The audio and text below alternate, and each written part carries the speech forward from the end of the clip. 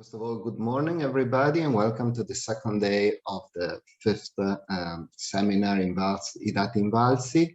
I'm Daniele Vidoni, I'm the host of the session, and the session will actually be devoted to models and methods applied to INVALSI data, and will present not four papers as initially foreseen, as Barbara Baldazzi will not be with us.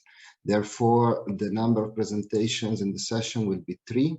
We have a paper by Angela Martini and Chiara Sacco on whether schools have the same probability of adding value to competencies possessed by their students at the entrance. Then a paper by Francesco Avvisati with Nathan Viltard on how much do Italian 15-year-old skills improve over 1 year of schooling.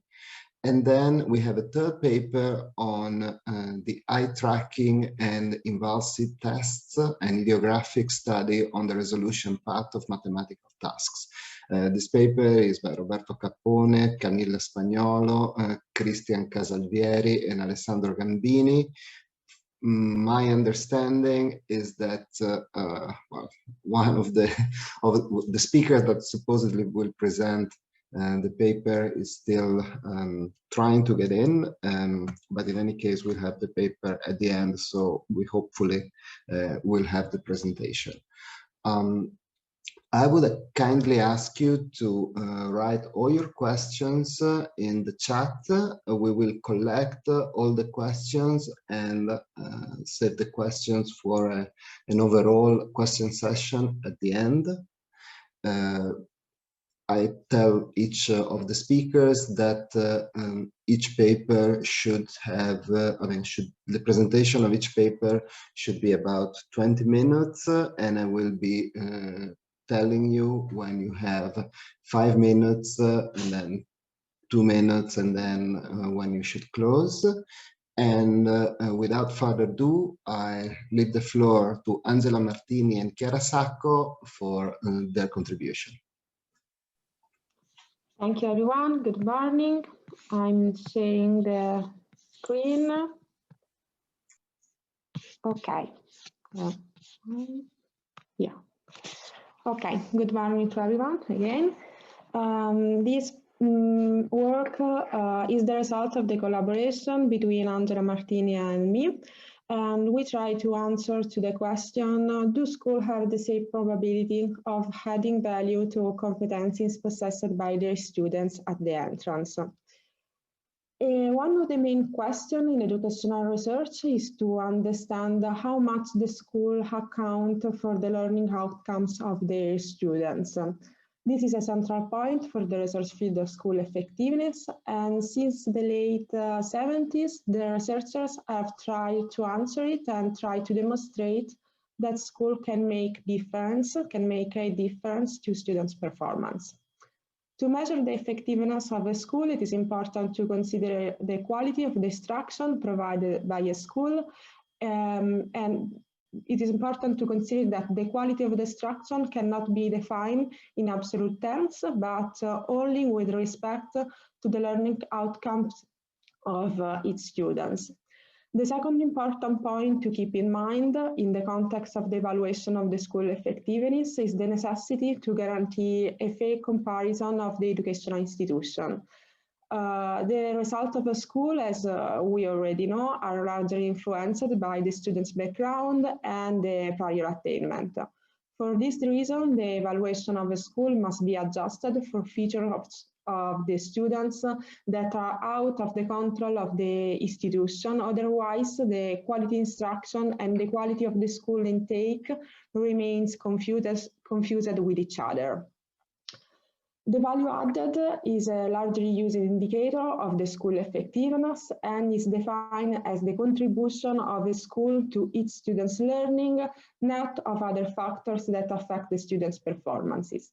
In practice, the school value added is the difference between the observed outcomes of its students and the expected outcomes conditionally to their characteristics and the prior attainment. From a statistical point of view, the model for the estimation of the value added is developed in the framework of the linear mixed model in order to account for the hierarchical structure of the data in which students are nested within schools. In particular, the INVALSI value-added estimation is based on a two-level students within school random intercept model, where Yij, we can see from the equation in the slide, is the academic performance of the student I in school J. Uj is the random effect associated with the school J with the mean 0 and variance sigma square U. And epsilon ij is the individual error with mean 0 and variance sigma square epsilon. The term uj, estimated by the residual component of the linear mixed model, allows modeling the dependence among the students that are attending the same school and captures the school value added, a not observable quantity that characterizes the school J and is shared by all its students. From the equation of the model, we can observe that there are two different sets of covariates of predictors. X is the set of the student-specific predictor, where W is the set of the school-specific predictors. The choice of the covariates to include in the model is a really important step, since it has been demonstrated that the mean of the value added depends on the choice of the covariate included in the model.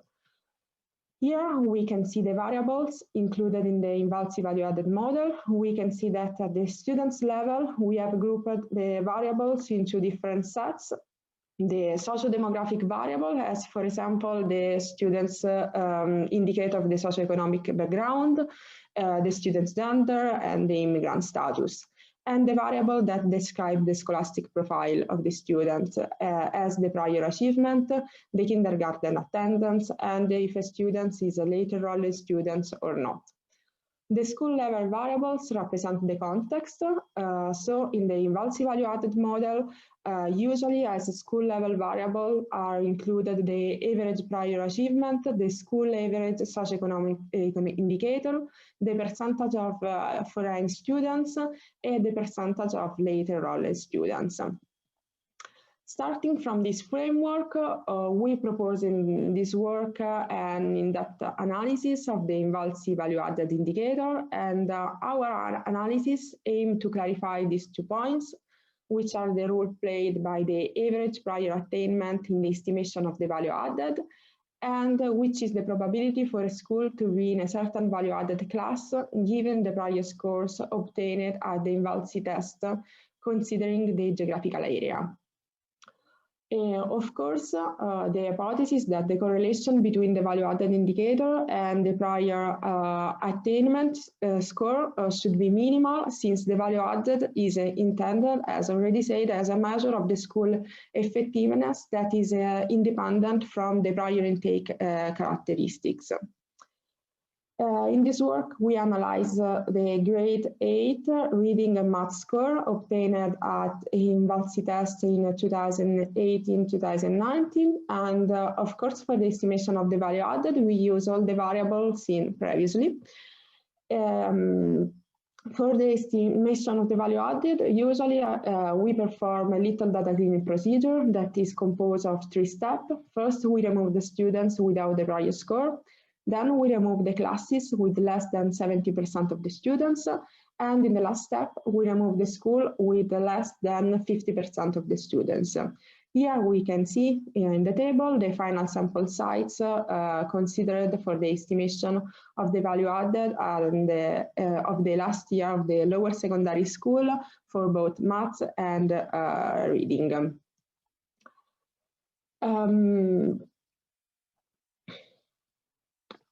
Okay, sorry. To study the role played by the average prior attainment in the estimation of the value added model, we estimate 4 different value added models for each subject, so for reading and for math. The first model is empty. The second model includes only the student-specific covariates. In the third model, we include the sum of the school level variables and the student-specific covariates. And in the last model, we add the school average prior achievement. The last model is effectively the INVALSI model. Here we can see the results of the estimated models for reading in terms of parameter estimates, fit statistics, and some marginal statistic. Of course, we can observe that the INVALSI model, the one with all the variables included, the model 3, is the best model in terms of both BAC and AEC. What is interesting to observe is that the behavior of the school variance. We can see that the variables added in the model 3 explain about the 59% of the school variance with respect to the model 0, and adding the average prior achievement lead to an increment of the school variance explaining around 12 percentage points with respect to the model 2.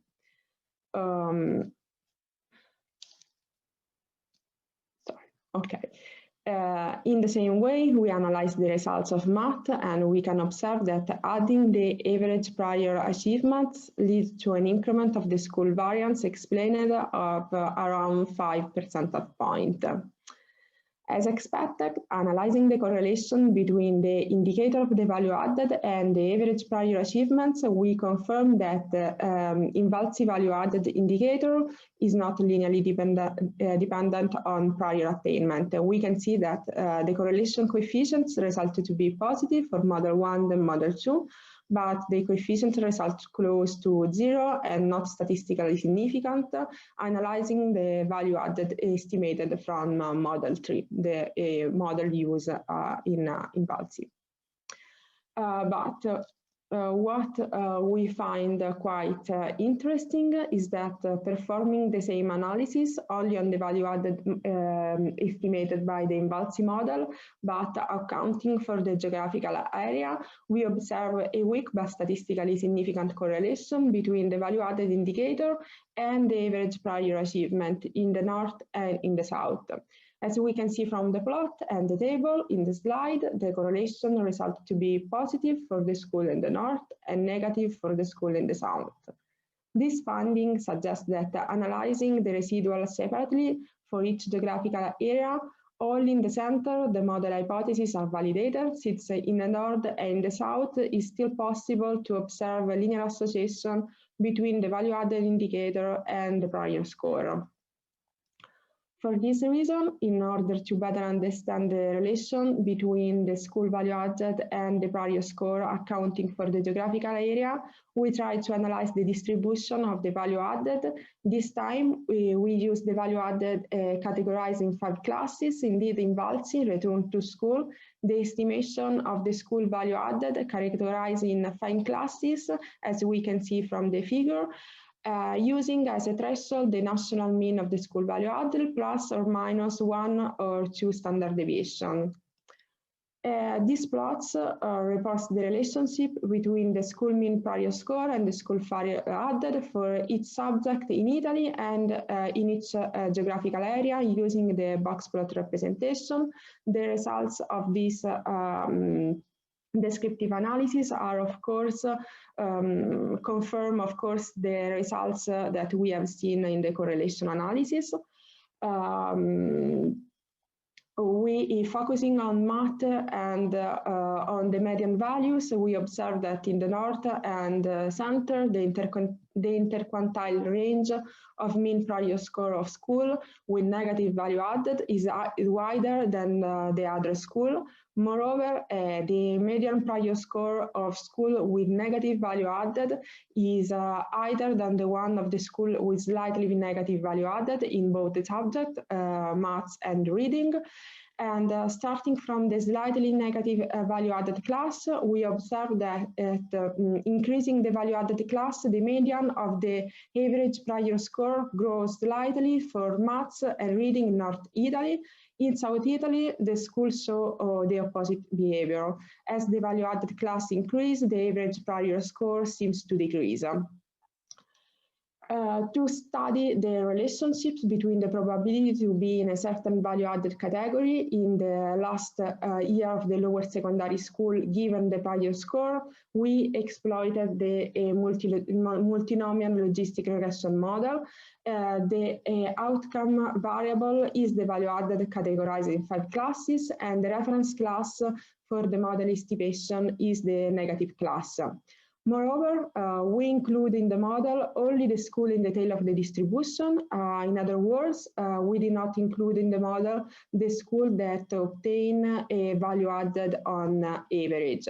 As we can see, we estimate 3 models for each subject. In the first model, the only variable included in is the average prior score. In the second model, we added the geographical area. And in the last model, we added the interaction between the average prior achievement and the geographical area.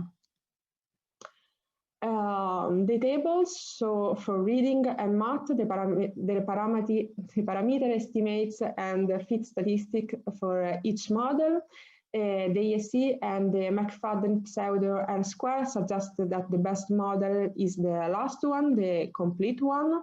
In the tables, the effect of the predictors is reported in terms of relative risk ratio for a school of obtaining a certain class of value added comparing to the probability of being allocated in a negative value added category. That, as I said, is the reference class. Relative risk ratio above 1 indicates a positive effect, while a coefficient below 1 indicates a negative effect. The effect of the previous score resulted to be significant in the model 1 for both the subject. However, we can observe that the geographical area slightly decreased the effect of the prior score, but the effect mostly remains significant, and we can see this from the model 2.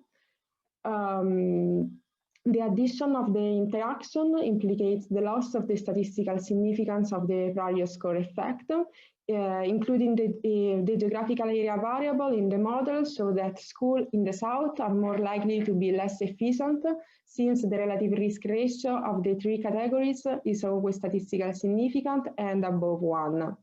Analyzing the interaction term in the model 3, we can observe that switching from a school in the North Italy to a school in the South Italy, the relative risk ratio for 1 unit increase in the previous score is 0.05 for being positive versus negative class, and 0.075 for being in slightly positive versus negative class.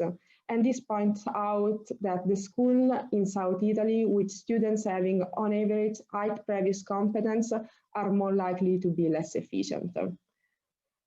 From the multinomial model estimate, the last one, the model 3, we compute the estimated probability for each value-added categories in each geographical area and for each subject. These plots represents how the probability of a school to be in a certain value-added class change in relation to the previous score. We can see that the relation between the probability of being in a certain category of value-added and prior achievement in the south is different from the one in the north and partially from the one in the center. In the south, the schools with the lowest score in the 5th grade have the highest probability of being in positive category of the value added at 8th grade, while in the north and in the center, the school with low scores in 5th grade have a higher probability of being in a slightly negative category. The probability of being in a slightly positive category of value added in 8th grade is a growing function of reading and math score in 5th grade in the north, as we can see from the line in green. But in the south, in reading, the function is first an increasing and then decreasing function of the previous score, and in math is always a decreasing function.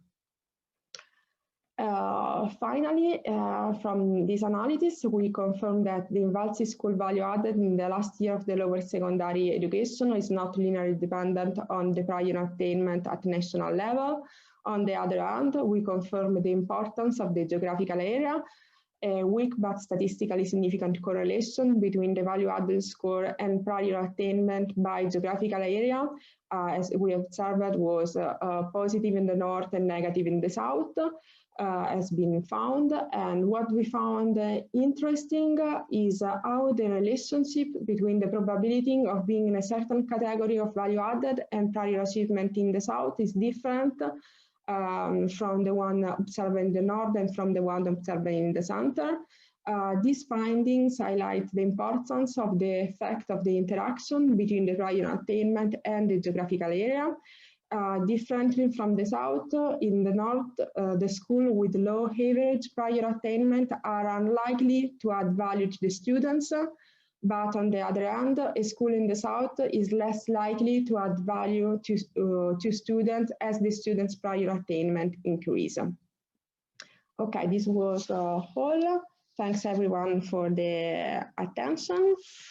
And okay.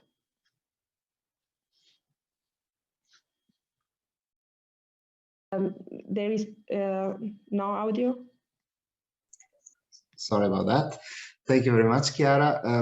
Maybe just one quick question before we give the floor to Francesco, and is the following. Do you think, basically, concerning your results, I mean, it looks to some extent that there is well, two competing issues. On one side, well, school segregation in the north, because I mean, if schools are not able to, let's say, push further students at the weakest level, well, that raises a question mark on the role of the institution, and in a sense, some sort of well, caps, meaning which is a segregation on the other, from the other, let's say, the other side of segregation, meaning the impossibility of growing above a certain level in the south. Did you have any comment? Have you thought of how to investigate this issue further? Yes, we were. I can say, I think that these are, of course, the most interesting results of our work, because what seems evident is that in the north, if you come from a low prior attainment, the school are not able to give value to the students and to increase the performance of the students. And on the other hand, we observed a opposite situation in the south. And what we were thinking about is to study the composition of the school and the composition of the class, and analyze if there is an impact of these factors. But our concern is about which kind of data we can use about it. So I think that, of course, this will be the next steps of our research. Perfect. Thank you very much. So I give the floor to Francesco Alvisati for the next paper on how much do Italian 15-year-olds skill improve over 1 year of schooling. Yes, and let me start sharing my slides and reorganizing a bit the Zoom windows at the same time. Thank you for joining this virtual seminar, and thank you for the opportunity to present here. As was said in the introduction, this is a joint paper, joint work that I did with a student at the Paris School of Economics last year, Nathan Wiltard, on where we use PISA data, but especially an extension to the PISA data set that has not been used so much so far, which is the grade-based sample in PISA. The question that we try to answer is quite a simple one and quite a fundamental one, and it's one that is, I think, even more important in the current context. One motivation, in fact, can be directly taken from the current context of school closures. Between March last year and February this year, I think 15-year-olds in Italy have not been able to attend a normal school year for most of the time. And there's been a lot of debate, not just in Italy, worldwide, about how harmful these school closures can be for children's learning. Obviously, not just for children's learning, for many other outcomes that schools contribute to. But a lot of the debate is about children's learning. And in fact, what sometimes is missed is that we actually don't know really how much in a normal school year students progress. So when we speak of learning losses, we should speak not just in absolute terms. I would hope that it's not a regression to lower levels of learning, but in terms of opportunity cost, how much would children have progressed in a normal school year? So we try to answer this part of the questions. What is the normal gain that students make over one school year? The other motivation is one that is much more long-standing, and it's the fact that when we talk of test scores, we speak of somewhat artificial metrics which are set in relation to the variation that there is in a population. So we set the standard deviation to be equal to 100 score points, for example, and then any difference is expressed in terms of the standard deviation in the population in effect.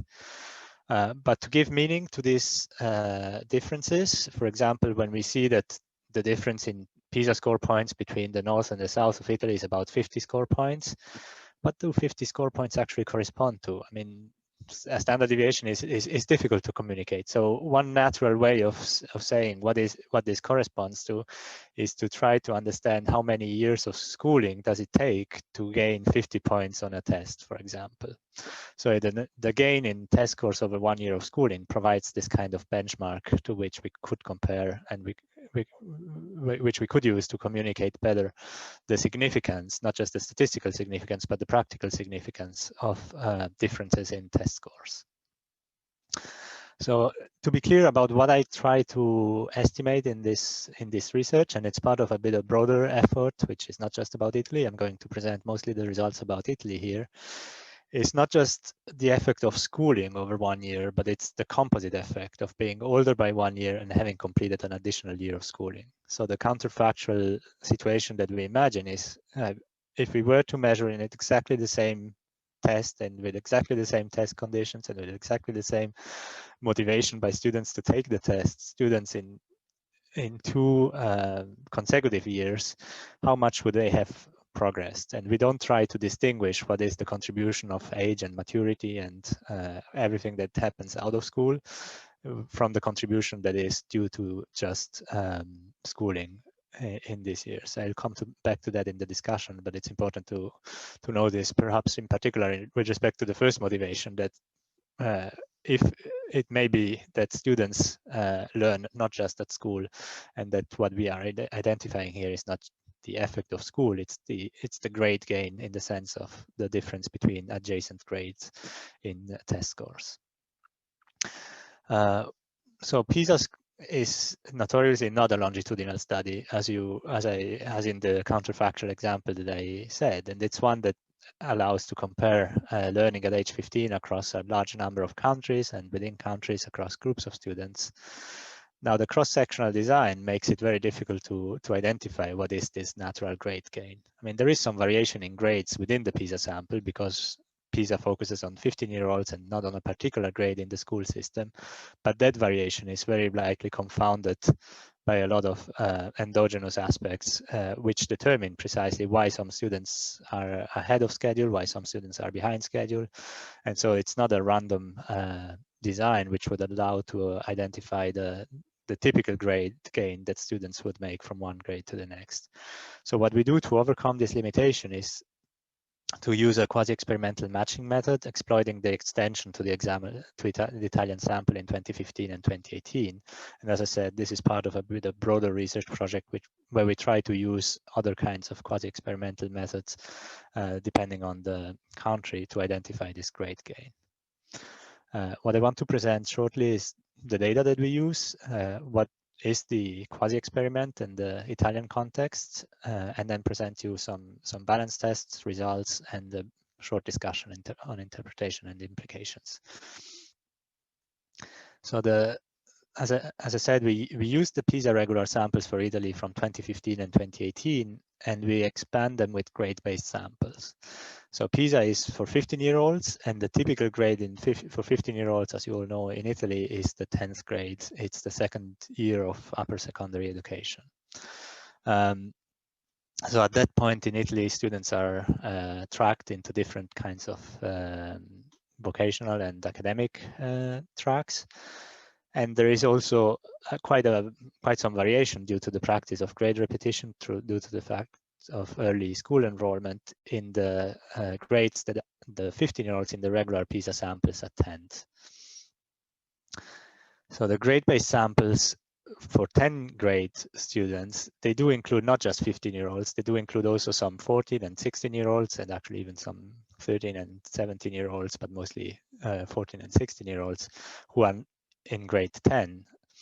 Whereas in the PISA sample, we can find students who are similar to the 14-year-olds in grade 10, but which we observe 1 year later in grade 11, and students who are similar to what the 16-year-olds in grade 10 were when they were in grade 9. So that's the intuition that we try to exploit here. We have some students who are ahead of schedule in both samples, and they are in different grades, and they are 1 year apart in terms of age, and some students who are behind schedule in both samples, and they are similarly in 2 different grades and 1 year of age apart. When we look at the numbers, actually, the typical students, it's about 3 out of 4 15-year-olds, they are in grade 10 and they are overlapping in the 2 samples. Then we have about 20% of students who are in lower grades than you would expect them in the PISA sample. They are behind schedule, and the most common reason for this is grade repetition, which is in Italy relatively uncommon until grade 8 and quite frequent then in the first year of upper secondary education.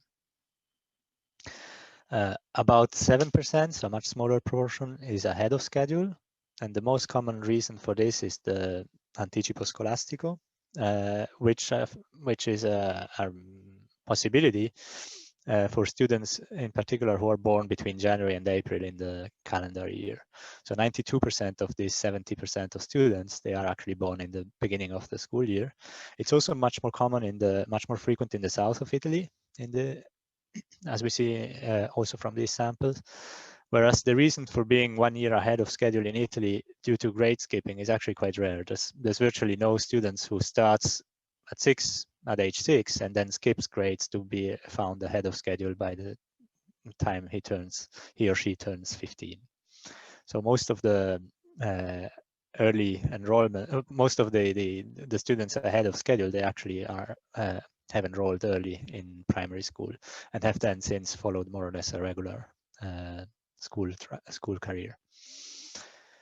So we select 2 groups of students in particular. So in this table you have the grade-based samples in the left, where you see everyone is in grade 10, but the year of birth varies, and on the right you have the regular age-based sample, which are the ones used for international comparisons in PISA, where the grade varies, but everyone is born in the same calendar year. So we match in particular first group of students, which are at the bottom here, which are the students ahead of schedule, who are born who are 14 in the grade-based samples, who are 15 in the age-based sample, but in grade 11. So these differences between grade 10 and 11 and between 14 and 15 years of age. And we match a group of students who are behind schedule, who are in grade 10 and 9 respectively, and who are 15 and 16-year-olds respectively. So when we construct these 2 pairs of comparison groups, we use these simple selection rules on age and grade to do some kind of exact matching. But then there are some residual differences between these groups, which may be due to random variation, which may be due to random imbalances in the samples, but they may be also due to actual selection processes which happen, which affect one of the 2 groups. And to correct for this, we use simple inverse probability weighting, so propensity score reweighting of the groups to balance the background characteristics. Now, this is the key assumption behind this is, of course, that all the background characteristics are the only ones that that count here, and that all the selection effects, all the biases that may arise in the comparisons due to selection is due to these observable characteristics, which we can account for through inverse probability weighting. So just to give you an idea of how much of the trick comes from this rebalancing, we also did some balance tests before reweighting, and for the students who are ahead of schedule, so the first target group, we look at all sorts of different variables. We look at the curriculum, so whether they go into a vocational, to an academic high school, the socioeconomic status, the macro area, gender, immigrant background, month of birth, and grade repetition and missingness dummies. So we do find across this whole set of covariates, we find that only 2 are in effect significant, and 2 out of more than 20. So that's probably, we don't even correct here for multiple comparisons, but that's about the range that you would expect if you had performed a lot of significance tests on random variables. Nevertheless, we do actually adjust for these differences. So we are quite confident that actually in this group, the students ahead of schedule, there are no serious selection effects going on, and most of the comparisons are actually similar, whether you use reweighting or not. In the second group, the students behind schedule, we do have a few more significant differences, which mean that the group of students behind schedule is geographically distributed a bit differently at age 14 and at age 15, and at age 16. The proportion of immigrant students, the month of birth is also slightly different. We're a bit more concerned here because all these indicators, they may actually suggest that there is some selection going on. And in particular, what we are concerned about is 2 kinds of selection effects. So it may be that the students who have repeated 1 grade and are observed at age 16, they actually just repeated the very last grade. So they didn't repeat until grade 9, when we observed them in the PISA sample, in the regular PISA sample, and then they went to grade 10 and they repeated grade 10. So we observed them in the grade-based sample as repeaters, but when they were of the right age to be in the PISA sample, we wouldn't have observed them as repeaters. So that may affect some of the interpretation, and perhaps these are better students in some sense. Those are students who only repeated at the very end of this period. The other possible selection effect is because of dropout. Now at age 16, students can leave school. And particularly perhaps the students who have already repeated grades, they may have left school and not be observed because of this. So again, this may mean that we observe some of these grade repeaters in the lower grade when they are younger, but not in the higher grade. And so the comparison may be a bit affected. What we can do about this is just adjust for the observable characteristics to make the comparison more balanced.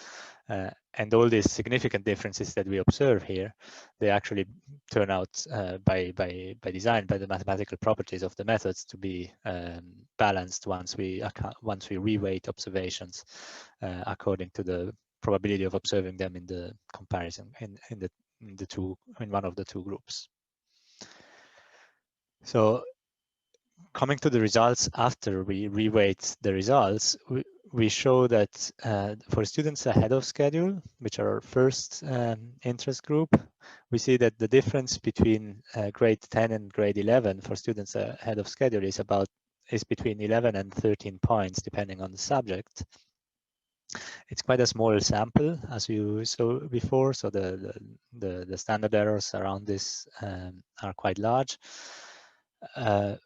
We see at the same time that for students who are behind schedule, and here the difference is between grade 9 and grade 10, the results are about twice as large. So one of the, at first we thought this is a bit puzzling, and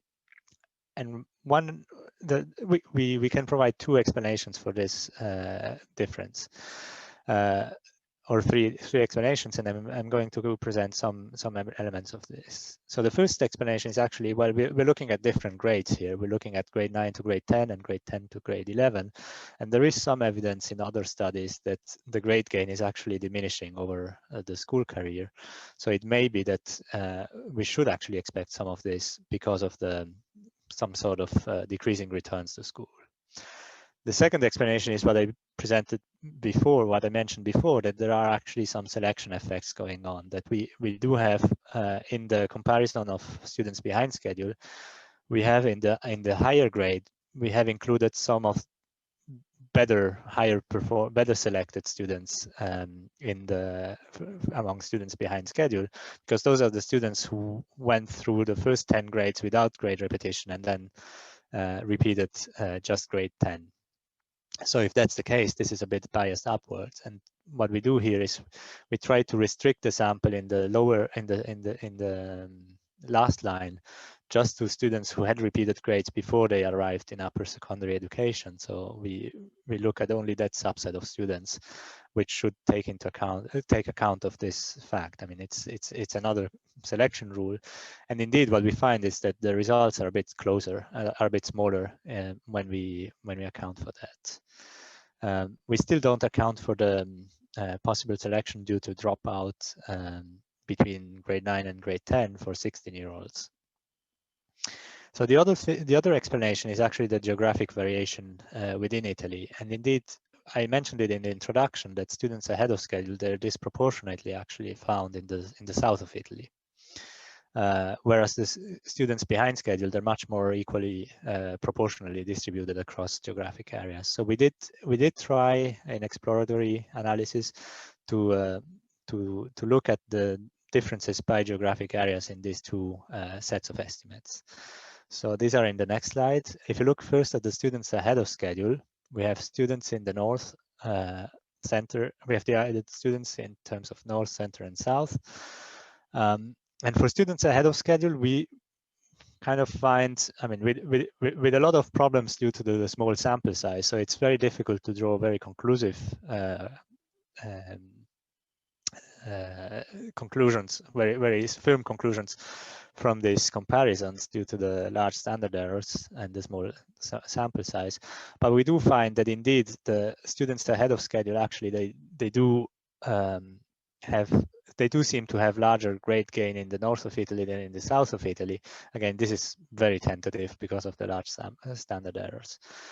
For the students behind schedule, we actually see again, a bit of puzzling pattern, but perhaps this is due to different levels of selection across geographic areas. So we do find that the largest difference between students in grade 10 and students in grade 9 among grade repeaters seems to be in the south of Italy in general. And perhaps this is due to the different strengths with the selection effects operate.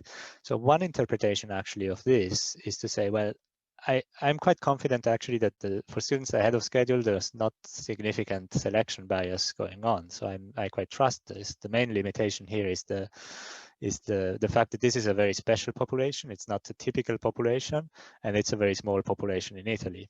For the students behind schedule, this is probably more to be interpreted as an upper bound on the point estimate rather than the actual grade gain that we have for these students. So I think particularly, as I mentioned, particularly for grade repeaters, there is probably some remaining selection effects, but it's still interesting to put an upper bound on the grade gain, because that actually is going to help in interpreting grades, in interpreting the other differences in PISA as well. If we can say, well, at most students over 1 year of schooling, they gain as many points. The other point of discussion is whether what we see here is grade or age effects.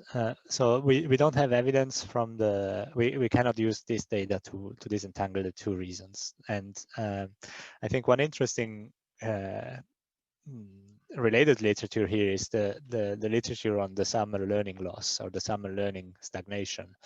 So there's a lot of studies, and I hope there can be some studies in Europe too very soon, and in Italy in particular, about how students progress over the school year, and in particular between the summer months and the months when school is on, in terms of test scores. Now it's not very stable, and there may be differences between the primary years and the upper secondary years, but much of this literature seems to suggest that actually there is some stagnation during the summer months, which means that the test scores seem to progress much more when school is on. So most of these effects that we observe over a full calendar year, they're probably due to the attendance at school rather than just to maturity effects. And the other point is, as I mentioned, this is part of a broader program where we have estimates for more than 20 countries, but most of these estimates, they come actually from a different design, not from this kind of matching on special populations. We look at differences on more representative sample of students. But what we have for Italy is that we have an estimate of the grade gain, which is about 12-13 points for the students ahead of schedule between grade 10 and 11, and which is at most about 25 points for grade repeaters. And that's about the range that we find actually in many other countries. So it is within the ballpark of existing estimates for other countries, which in my view lends some credibility to the results. So the implications of this, if we take the upper bound for the estimate for grade repeaters as an upper bound on the grade gain, we can say that the grade gain is at best around 25 points. Now, as I mentioned, the north-south divide is actually much wider than this. For example, if you take the northeast and the south island average in reading, it's 62 points in 2018. So that's it would take more than 1 year of schooling probably for students to catch up to their peers in the north of Italy, and that's a very significant message, one that puts it in a very concrete way what it means to have such wide divides between regions in Italy in terms of test scores. The grade gain, as I mentioned, is also quite, I mean, if you take 25 points as an upper bound, or saying at best, that's similar to a previous estimate that was found in a longitudinal follow-up to the PISA sample in Germany. But unfortunately, I mean, there's a lot of limitations on that estimate. One is that it's not a representative estimate. It's not the typical students in Italy that are used to identify this grade gain. And the other is that we actually have very limited power, because we concentrate on these marginal cases, to identify meaningful variation within Italy. So we cannot look at differences by school type. We can hardly look at differences by geographic region. All this is very limited, has very limited statistical power, and all the differences that we find are probably not statistically significant. It's more like an exploratory analysis. So the last point I wanted to mention is what in my view would be an optimal design to identify the grade gain. So I mentioned that the ideal situation that we have in mind is where we follow students over 1 full year. But actually, I don't think that would be an ideal design, and that has been done in Germany, for example. I don't think that is an ideal design to identify the grade gain. And the reason is that it's very difficult to keep the test conditions very similar across 2 separate administrations, which are 1 year apart. And in fact, when they did repeat the longitudinal study in Germany in 2012, they did find strong motivation effects and strong selection effects. So in the second administration. So the motivation of students to retake the test 1 year later was much lower, and particularly lower in certain parts of the school systems, in the vocational schools. And also the simple attrition in a longitudinal study was actually related to some of the background characteristics. So you're back to, even if you have an ideal design, you're back to the selection problems and to possible confounding effect when you re-administer the test 1 year later. And by the way, this kind of selection and confounding effects due to test taking motivation, they also affect the probably many of the estimates of the summer loss in test scores. So what I think would be ideal, and if it's my suggestion for the future of PISA more generally, and for the future of these grade-based samples, would be actually to try to administer the test, to expand the sample, not just to have a full grade covered, but to have either 2 full cohorts covered, so 14 and 15-year-olds, for example, or 2 full grades covered, grade 9 and grade 10. And at that point, you can really have a simple estimate and a quite convincing estimate of the grade gain, which would probably facilitate the communication of the results. So I'm finished with my presentation, and I'm happy to take questions as everyone at the end, I guess, of the set of presenters. Perfect. Thank you, Francesco. Again, just one quick question to begin, well, for now, and then we take all the remaining questions at the end. And the question would be this. I mean, in Italy, of course, you have, for example, all the tests at grade 8. This is done on the entire population. I mean, it's a compulsory test. So in a sense, it has characteristics that kind of set the motivation, in a sense, consistently. What do you think? Do you think it's possible? What advantages or disadvantages would you see in using your same design, meaning looking at kids that are ahead of schedule or behind schedule, on multiple cohorts of that test?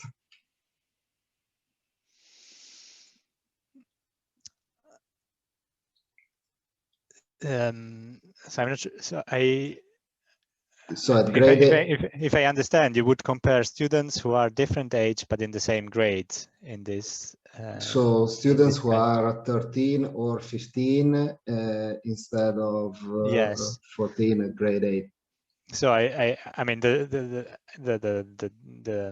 and you would compare them to the typical students in grade 8, which are well 13, 14-year-olds. Exactly.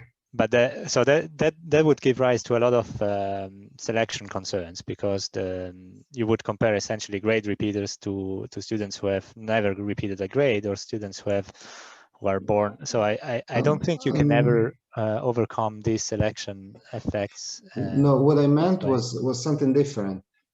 Compare let's say you have adjacent, so the grade repeaters in 15 with the grade repeaters in 16 and 17. So you have multiple cohorts there. Mm-hmm. So basically have the 3 groups of students: repeaters, standards, and ahead of schedule, across the adjacent cohorts. Yeah, but I think this would answer, however, a different. I mean, this would answer the question of time trends. I mean, you wouldn't have. What we are trying to find is essentially a control. So for the grade repeaters, for example, we want to know how did they perform, or would they have performed if they were tested 1 year earlier. So in a different grade and at a different age, and that does require, to some extent, a design where you expand the sample to cover 2 different ages or 2 different grades. You can have the alternative would be to link tests in some ways, to have linked tests to report the results of tests administered in different grades on the same scale. And that is indeed a possibility, but as far as I know, it's not. We're not there, and we don't have really this adjacent grade design for the regular INVALSI tests. But it is a question that probably is of interest also to the regular tests, indeed, to describe, okay, what is the gain that students make between grade 7 and grade 8, for example, on these tests. Okay, thanks, Francesco. So I would, for the moment, I mean, I would give the floor then to our third test. Do we have Camilla? Yeah, okay. Yeah. So the third paper is on the eye tracking and INVALSI test, an ideographic study on resolution paths of mathematical tasks, and I leave the floor to Camilla Spagnolo. Yeah, thank you. I share the slide. I'm here with Alessandro Gambini and Roberto Capone and Christian. And Alessandro, do you want to present it? Okay. Okay. This is a joint, can you hear me? Okay. Yeah. Yeah, this is a joint work with Roberto Capone, Christian Casalvieri, who is here. Me and Camilla were talking this morning, but there are three universities involved: the University of Salerno, Roma Sapienza, and Free University of Bozen. The eye tracker it was not created for math education. It is used actually in commercial business, and to understand what the consumer observes when looking at advertisement, and when we observe, for instance, an internet pages, or to understand where to put a billboard in a video. But in the recent years, it has also been used in math education. So now we will explain you what we did in this experiment. I give the floor to Camilla. Okay, thank you. So today we are gonna present you the background and aim of the research, the theoretical framework, the methodologies, and the main results. And then the conclusion of this research project. And eye tracking technologies have become an important and much appreciated tool for the analysis of the learning processes in recent years, and for two main reasons. For two main advantages. That is, this kind of tool are, on one hand, it allows to pinpoint where the gaze is directed and how. And on the other hand, it opens a pathway for further study to the ways in which students reason in a broader sense, and focus on what they direct their attention. So there are different tools and different types of eye trackers. Some are less invasive, and some are more invasive, such as, for example, you can see the last one in the slide. And we use a Toby ProLab software, and for use this you have to stay in front of the PC, and the eye tracker tool consists of a camera projector here, and algorithm. The projectors can create a pattern of near infrared light of the eyes. Then the camera take a high resolution images of the user's eyes and the pattern. So this machine processing and mathematical algorithm are used to determine the eye's position and the gaze point. Let's talk about the theoretical framework. So the eyes play a pivotal role in decoding visual information. Thus, the observation of the eye movements can offer insight into cognitive processing. This is probably the reason of why the method of day tracking has been used in numerous studies and different domains, including research on learning and mathematics education. But it's not the rule for his invention. Our research fits within a line of research that increasingly expanding in the international panorama of mathematics education, that is the use of the eye tracker to understand the students' learning process feature. So this study, as Alessandro Gambini said, is part of a larger project, a larger research project, and the first result of this project, which we discussed the last year at the 4th INVALSI seminar. And so we can divide this research project into 5 phases. And the first one was the planning. And during this, we chose some questions, some items for the students. Then the second phase, the tool development. So we prepare the impulses so that they enable an eye tracker analysis, and then we will see how. Then a pilot study last year involved 8 students of Department of Education, so university students. Then phase 2, also last year, and it was a paper testing, involves students from high school, 79 students of high school, and then a phase 3, the last one, and it was a trial, involves students of secondary school and university from all our universities, so University of Bolzano, University of Roma La Sapienza, and University of Salerno.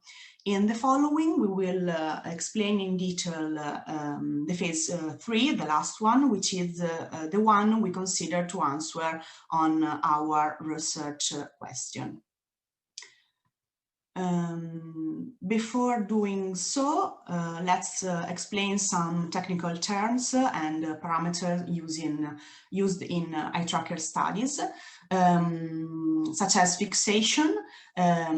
What it is a point in the visual field where the eyes remain over a relatively long period of time, commonly on the order of tenths of a second. And the saccade, it is a size of a rapid transition between 2 fixations. So the relationships between eye movements and underlying mental processes, is not a bijective relationship. Because a fixation can be indicative of difficulty and in getting information from what you are looking at, and a particular cognitive focus or a mental calculation phase, or also a board observation. This plot shows where the gaze has stopped longer, and it is green where the gaze has stopped less, yellow where it has stopped for a little more time, and red where it has stopped more. You can see that the student focused more on the numbers in the second images, and then on the rest of the text, and the question is barely being read. So these two images are from an earlier phase of our study, in which we compare reading a mathematical text with reading a non-mathematical text. And you can see that the approaches of the student is really different. It is clear that in the first case, the reading of the same student is much more analytical than in the second phase.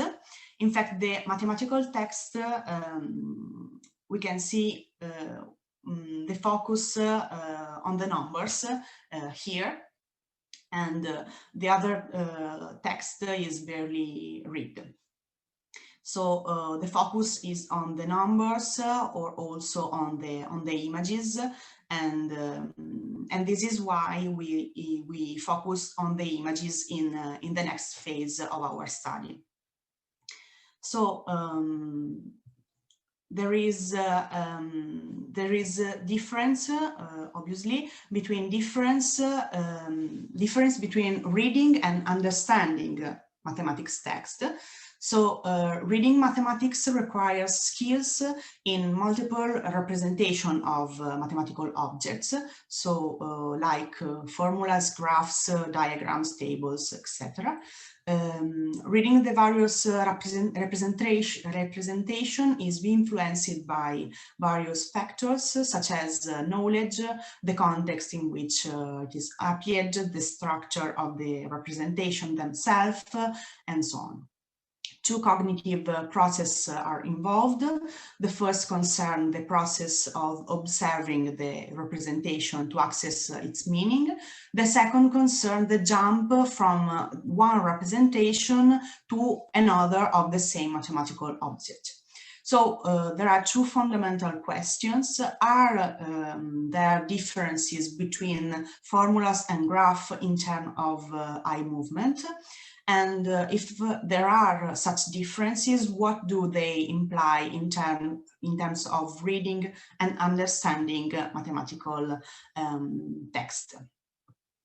So once again, the aim is to study how students use different semiotic representation through a study of the eye movement recorded with the eye tracker tools. And using the eye tracker methodologies, we want to analyze how students move through the text and explain different strategy they use.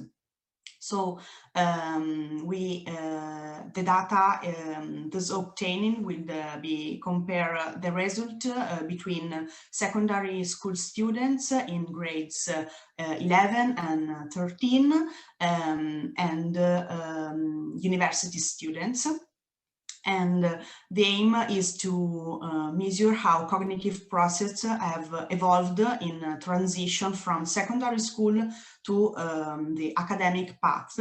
And the two categories of students involved constitute the two samples of expert and novice in order to carry out a comparative analysis useful for verifying to educational quality of courses of the first years of university. So then I give the floor to Alessandro. Will show you. Okay, I can share my the slides so I can control them. Okay. Okay. Okay, we'll start with this.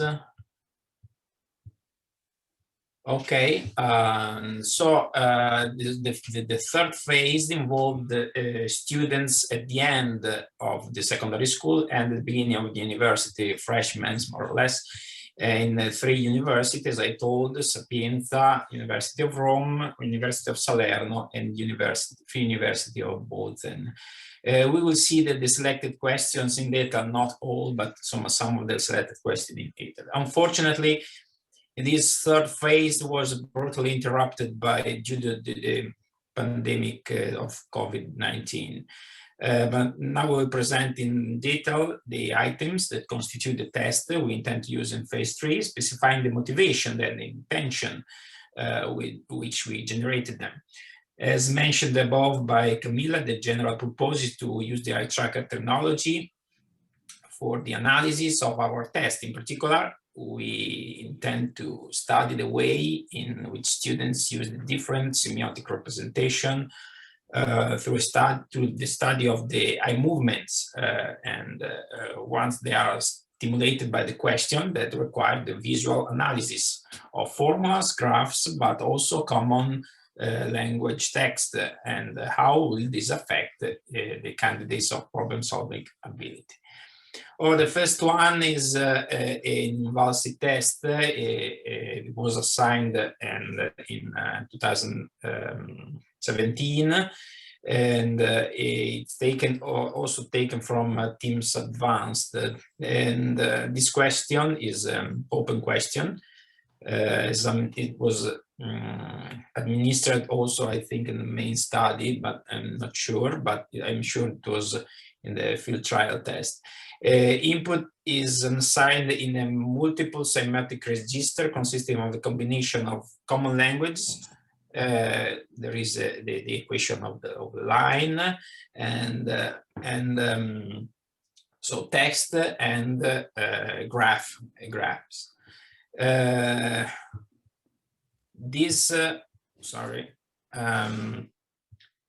The outcomes highlights the student difficulty in giving the correct answer, and to find the value of the derivative, and in particular in interpreting the derivative, the meaning of the derivative as a point of the tangent line to the graph at that point. They may confuse the value of the function at a point with the value of the derivative of the functions at that point. From the eye tracker's point of view, the problem contains information for its resolution in both graphical register and textual register. The information is spatially separated, but it's not divided into this distinct area of interest. The cognitive process underlying the stimulus of the 2 points should provide distinct patterns of eye movements for the correct manipulation of the 2 semiotic representation present in the question. Similar questions is this one. Again, this is not open question, but this is the third one. We ask the derivative in x equal to 1. In this case, this is estimate. It's not not a punctual answer, but it's just an estimation. And this is not an open question, but this is a multiple choice questions. And this was only in the field trial test, also an INVALSI test. Another question like that is this one. This comes from a paper of Pierluigi Ferrari, and the idea, the question is to find the derivative, or which could be a derivative of the graph in the top right. And this is still a multiple choice question, and in the paper the idea was not only to give the correct answer, but also give a motivation. With the eye tracker, it would be interesting to make it explicit whether the student's eyes linger on one of the areas identified by the arrows in the text. In particular, on the basis of the chosen zone, we can foresee the possibility of choosing one answer rather than another. It's also interesting, for instance, to motivate the choice of the option B, the correct answer. A similar question is this one. I'm sorry, the picture are a bit grainy, but the interest is the graph. This is a very similar question. Again, the input is a multiple, again, multiple choice question. And the theme is to interpret the meaning of the derivative as a function. Unlike the first case, not the previous one, but the first case, the records now involves the global properties of the function. The option could be the derivative of the function on the left. The underlying cognitive processes are therefore different from the first question, because now they imply the mastery of concepts such as the growth, the monotony of the function, what is the extremal points, the signs, symmetries, and there are 5 distinct areas of interest: the stimulus and the 4 options, and they contain a combination of 2 different semiotic registers, and text and graphs. And for the option, it contains only the graph register. This setting allows us to process and interpret the data collected with the eye tracker in different ways, depending on the degree of you want to set for the analysis on the data itself. There are 3 possibility levels of research. In a macro level, looking at the 5 major areas divided into 1 stimulus and the 4 options, or an analysis at meso level, middle level, with analysis with each of the 5 areas, or again, also the micro level, analysis in a specific part of the graphs, or a formula, or a specified word. Even if you can see that the words with here, the text is just asked to find the graph or the possible derivative of the function on the left. Again, another one, it's really similar, and in this case, again, multiple choice questions. It's a combination, again, of textual, graphics, and algebraic register. And it concerns this time the ability of the candidate to deduce the possible graph of the particular antiderivative of the assigned function. In this case, we look for the antiderivative. You can't read it, but the antiderivative that goes on the pass from the point -1, 0. And in this case, the assigned function is discontinuous, and an essential piece of information is contained in the lower end of the formula expressing and for the derivative. This question is has a twofold key. The first is purely analytical, in which using the regularity properties of the antiderivative function with respect to those of the function inside the integral, one can deduce the graphical properties of the antiderivative. But on closer inspection, the question is actually solvable through simple evaluation or mental calculation operation of calculating the area of the geometric shapes such as triangles, rectangles, and so there are many underlying cognitive processes in this case, and it will be interesting to understand through the analysis of with the eye tracker which strategy is mainly adopted by the students when faced with a question that would seem to require more abstract reasoning skills than others. Also in this case, there is a division in 5 distinct areas of interest.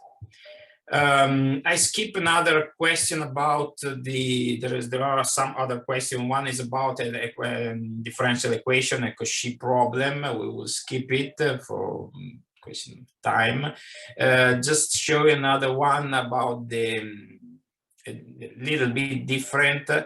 about, again, multiple choice, but to find the graph of a function. Again, here the passage from the two graphic registers, so the algebraic register to the graph registers, is a cognitive process that involves the observation, verification a priori, knowledge in an analytical domain, then infer information in the graph, and it is crucial the localization in the input information. I mean,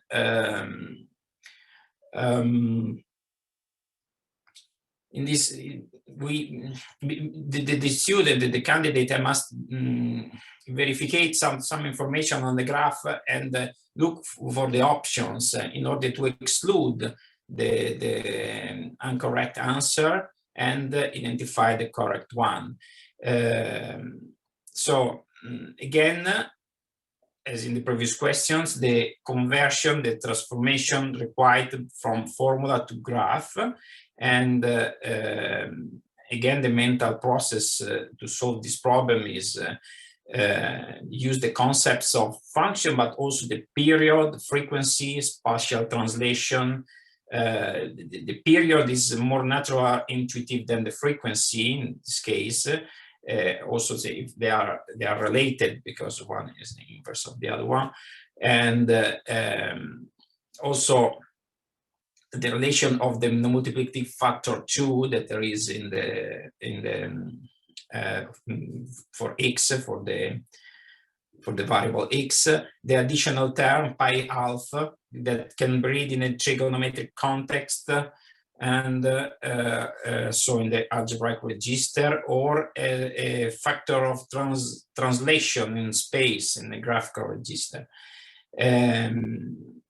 And the correct reading of the formula also represent how correctly they use the brackets in order to do the arithmetic operation and to find the solution. Okay, this question differs from the previous multiple choice question because the alternatives are all reported in the same graph.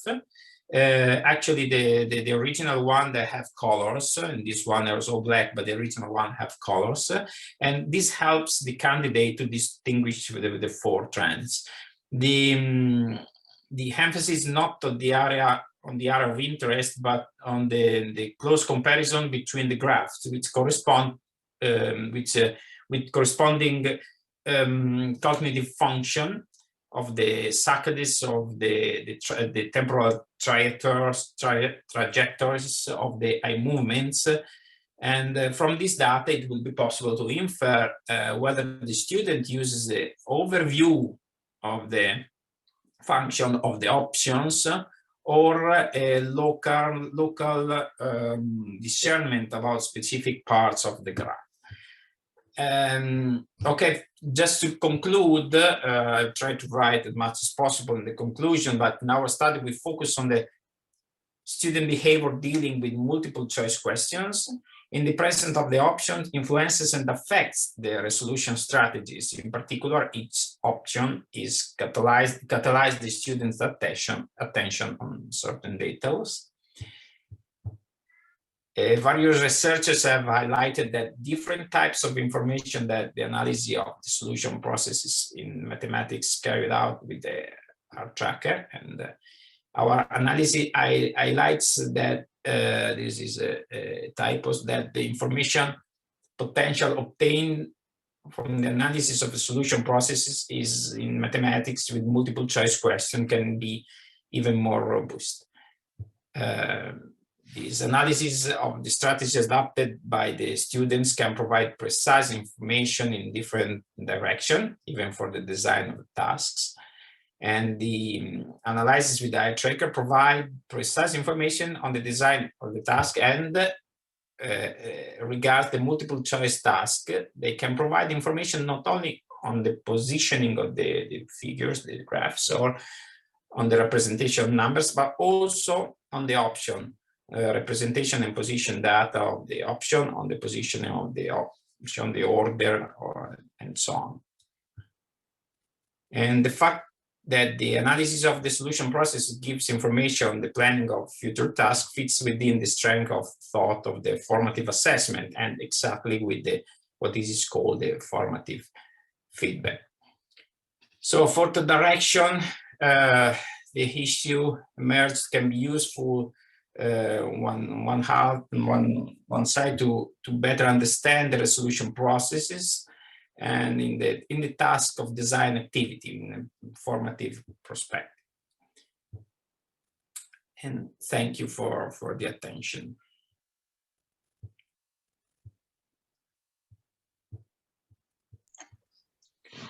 So thank you very much, Alessandro and colleagues. Now we have some 20 minutes for questions.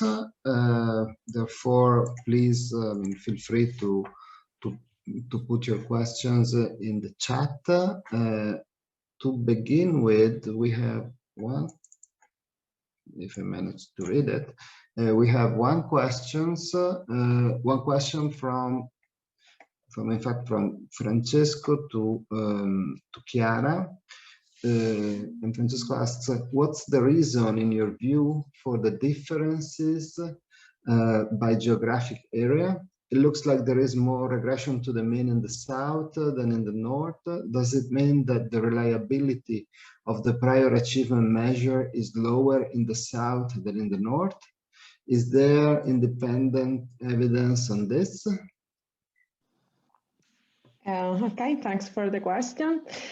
Okay, what I want to highlight is that this was just a preliminary study. We really need to analyze more in depth the results and contextualize the results.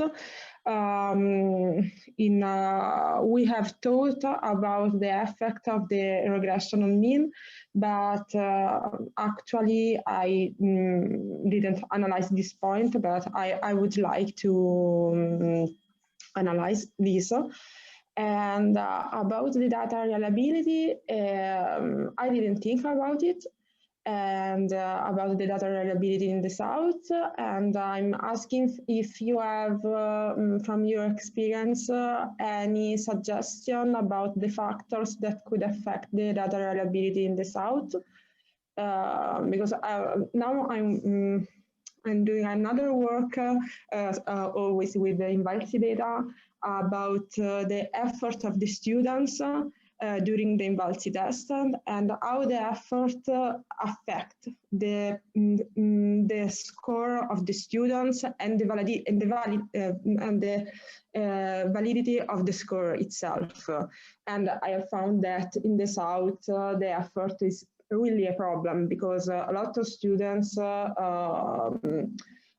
did not take time for answer to the questions. So there are several phenomena, as the rapid guessing or the rapid omit, several behavior that I usually call aberrant.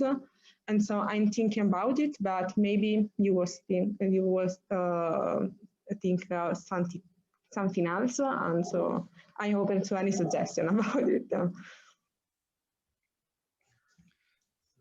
I don't know if I should interject, but I don't have a particular. I just, well, maybe, yeah. I was thinking that there is possibly a purely kind of statistical, mechanical explanation for what we observe. I think, I mean, in terms of reliability, but I can think that, well, it's also a function of the score. I mean, the reliability is different if perhaps the score is better targeted for the range of scores that you find in the north than for the range of scores that you find in the south. So the classes of schools that you have, so the range of scores is maybe so different that may even play a role quite simply. But I was more thinking, yeah, so in terms of if there is evidence of invalid test-taking behavior, whether it's the lack of effort, whether it's and whether that may explain that, well, some of it's easier in a sense to add to add value to the low performing students, because they're not really, to the low performing cohorts or school classes, because they're not really low performing. They just appear to be low performing because of lower reliability in certain situations. So there was, I mean, the way I would address this is maybe even just with simulation. I mean, having, if what would you observe if you had different reliability in different parts of the country? Is it how much difference in reliability would you need to observe what you observe? Okay, yes, thank you for the suggestion.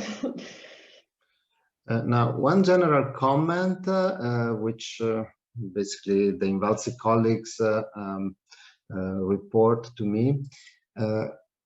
Please, to all the participants, please do not admit people from the waiting list into the sessions, just because it's something that the INVALSI colleagues are doing.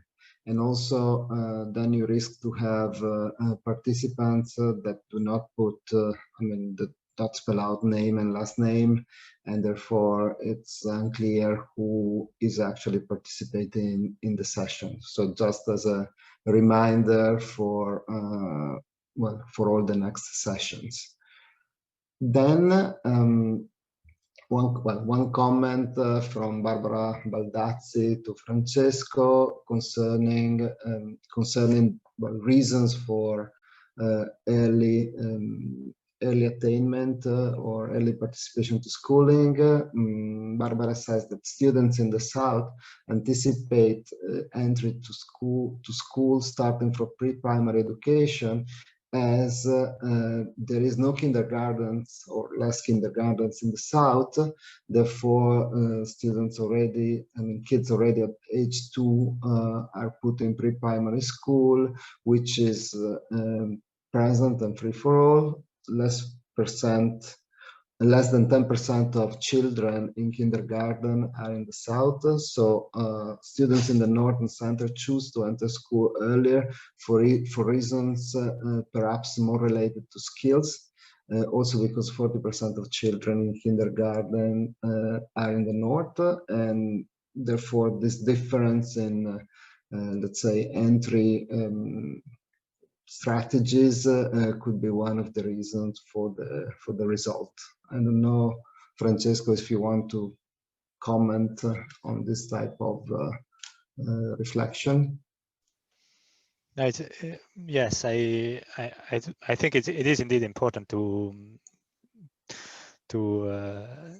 know more about this. I think it when I try to distinguish, particularly for those who are ahead of schedule, by geographic areas, I had this kind of thing in mind, where I think it's a different group in the North and in the South. It's not so much that schools in the North and in the South may add more or less value to the students, but they are clearly, it's a much broader group in the South, and they don't appear to be particularly high performing, in fact, when you compare them in PISA. It's not a particularly select group of students, and those make up the majority of the national group of so those who are ahead of schedule by 1 grade. I think it. So we started with this paradox where those ahead of grade, which seem to have lower gains over 1 year than those who are grade repeaters.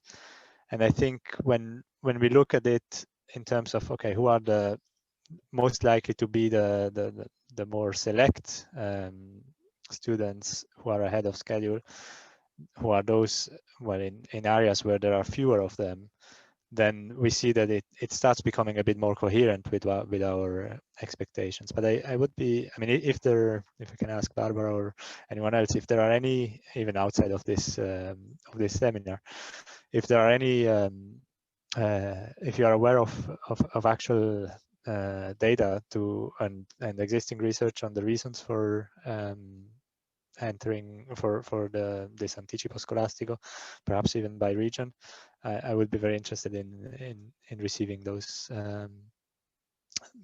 yeah, whether it's from other suggestions from the literature, because I try to explain this in the paper, but it remains a bit tentative at the moment with the lack of reference and the fact that PISA data themselves, they don't actually interrogate students on the reasons why they entered schools early.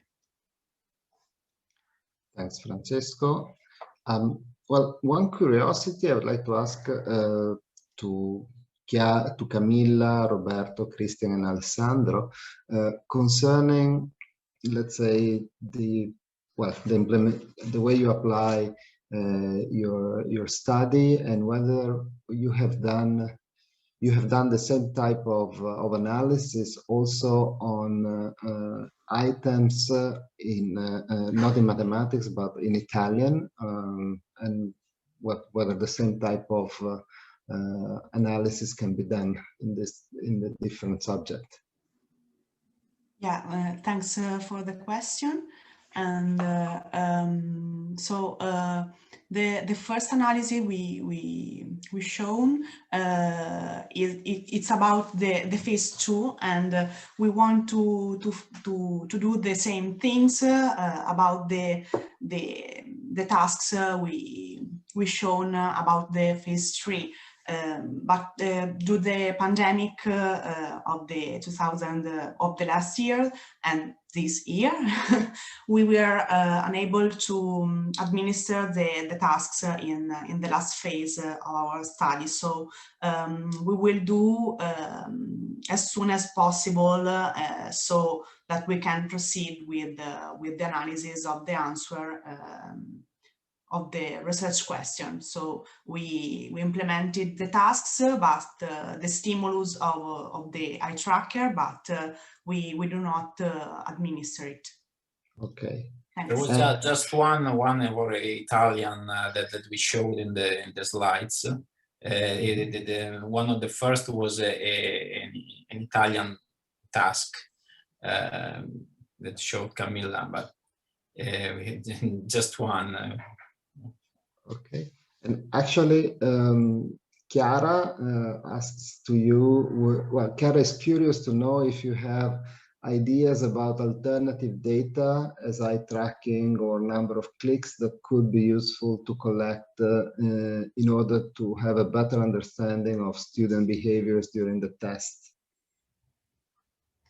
So you talk about click, like from the mouse, because this is, it's not possible to register it, but we can register only the eye movement. And in some case, you can see, for example, the movement of the eye, write a figure that are not present in the images, but it useful to the solution of the task. But you not register the click on the images, on the stimulus. Oh, but, okay. but thanks for the question. And by the way, we also use to ask the motivation, to written the motivation they to the students. Okay, so we mix the two things, because eye tracker can see you something, and that's not always the same what the student write down. Okay, it's not always the same. So it's interesting to see both versions of the solution. Yeah, and also while you are thinking, maybe you look at the images in a different way than when you explain what did you think and why you choose a question or an answer or another answer. So sometimes you don't even know what are you looking at, but your eyes move and you don't even know why your eyes are moving in some way. But this anyway allows us to understand better the resolution process. Okay. Okay, thank you. Would there be additional questions?